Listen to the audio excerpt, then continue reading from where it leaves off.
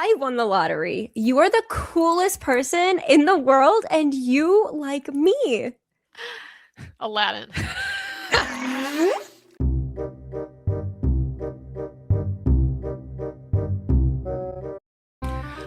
I finally got into the edit alone. No, Justin. I'm going to make this movie so great. I'm going to make this movie so great if it's the last thing that I do. They sent me a trailer. I'd love to know what you think. I can change it. I'm just curious your reaction as someone who knows pop culture better than anyone, and also as someone who's read the book. Don't be thrown by your song. They went out on a limb and kept it, which is cheating because it imbues everything with such gravity and quality. I'm torn. Obviously, your feelings decided. But if you were open to it, on one hand, fuck them forever. On the other, I want this movie to work and your song hits a main artery.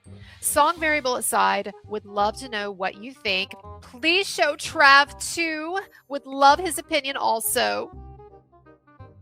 By the way, I have so much to tell you. The author, Colleen, reached out to me because Justin is on an internal smear campaign trying to get his edit through. She was horrified, and reached out on her own to talk to me. Turns out he fucking lied. She's not Baha'i, never has been. She's not friends with him at all. She actually hates him. She was his safety net all along. Meanwhile, he shut her out and wouldn't include her in anything at all, and told her she had no voice or value, yet paraded her around in front of the cameras for goodwill, and told us all that all his decisions he got pushback on were her ideas. Wild. She flew to where I screened my cut for the first time yesterday. It killed in the room. Bradley came. He watched it twice. He has been an absolute fucking hero. He has made me feel so good about the cut. Matt and Lucy Damon saw it to give notes and instead just wrote Tom Rothman to try to push my edit through without a bake-off with Justin, which is also what Colleen is pushing for. It's wild and crazy times. No one should ever get into a war of wills with you. And I'm so excited to see it. Hey, just checking in. I have no reason to ask, but I don't know. I've been feeling like I should. Is everything okay? I felt like a bad friend lately because I was such a sad sack who only talked about my own shit for months. You were generous to not only be the key person for me during all of it, but also to let me off the hook for being so in it. But I still have a feeling something may not be right. I told Ryan. He said just to ask you, but I felt so stupid and like it sounded needy and awkward for everyone, especially because I can't explain why I have this feeling. And I have toxic masculinity, so I can't be needy. But also, I do want to know everything is good, so I'm asking. I always want the opportunity to be a better friend if there's something I unintentionally did. I just know how busy and taxed you are physically, emotionally, practically. So I don't expect any more from you ever. I just want to make sure all is good.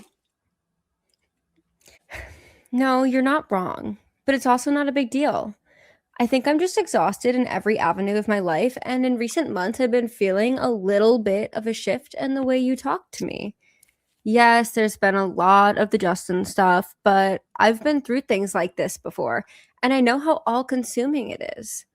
It's more like, and I feel really bad saying anything about this because your texts have been so nice and your intent, but your last few, it felt like I was reading a mass corporate email sent to 200 employees.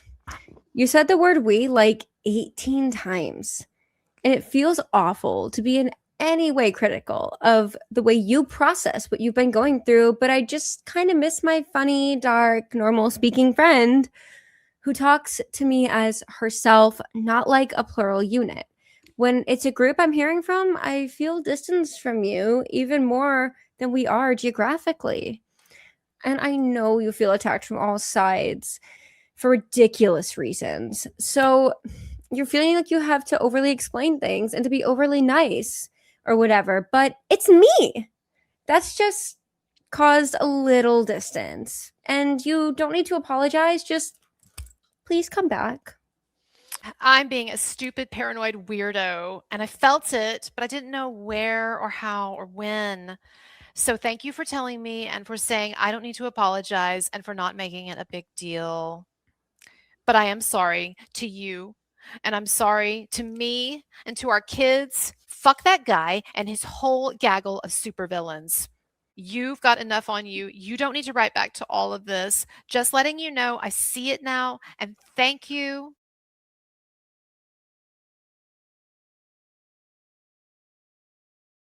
First paragraph took me out. If only I sent you the unplugged version.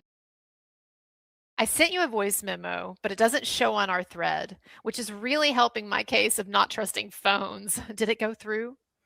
Yes, but I'm falling asleep, but we'll listen tomorrow. Love you. It's the length of a mini series.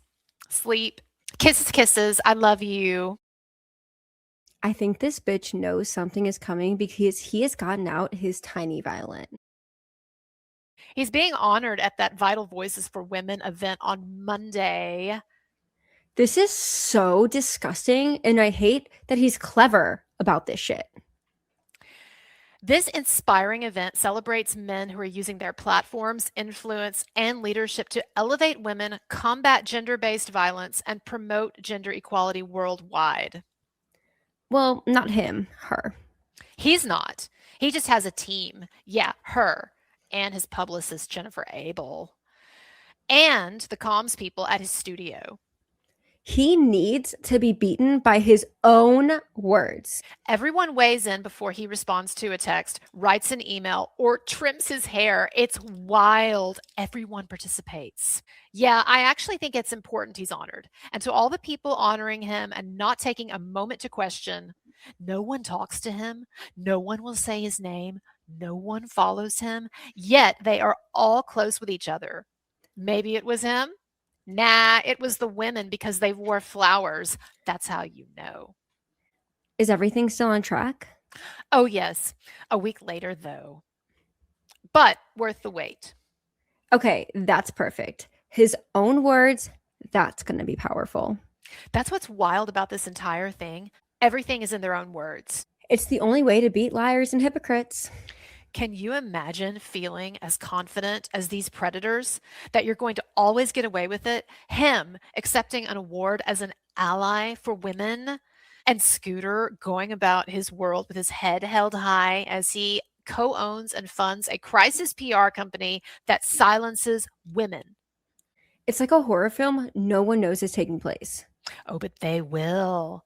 It's the only thing that can come of this, the good that protects other women from this happening to them. Meanwhile, I walk around feeling death sentence guilty and apologetic for being sarcastic and liking a theme party. You won. You did it.